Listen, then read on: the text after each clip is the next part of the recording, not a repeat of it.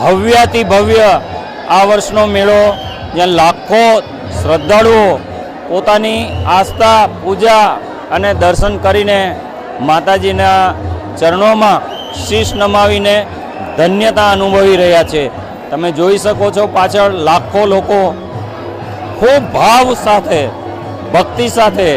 માતાજીની પૂજા અર્ચના કરવા અહીંયા પગપાળા સંઘ લઈને નાચતા કૂદતા આવી રહ્યા છે। અને માથા પર માતાની જે પૂજાનું જે સામાન છે, જેને અમે હિજારી કહીએ છીએ, એવી હિજારી લઈને અહીંયા લોકો મહારાષ્ટ્ર, મધ્યપ્રદેશ, ગુજરાત અને રાજસ્થાન આ 4 રાજ્યમાંથી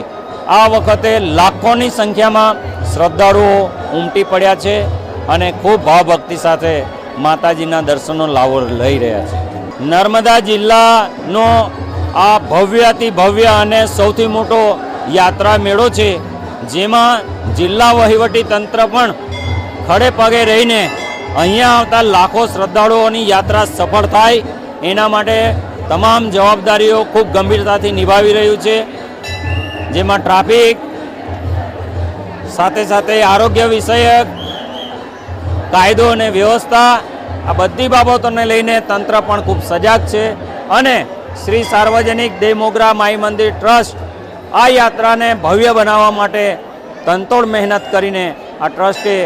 આ યાત્રા માટે આવતા યાત્રીઓને ખૂબ સુંદર વ્યવસ્થાઓ ઊભી કરવામાં આવી છે।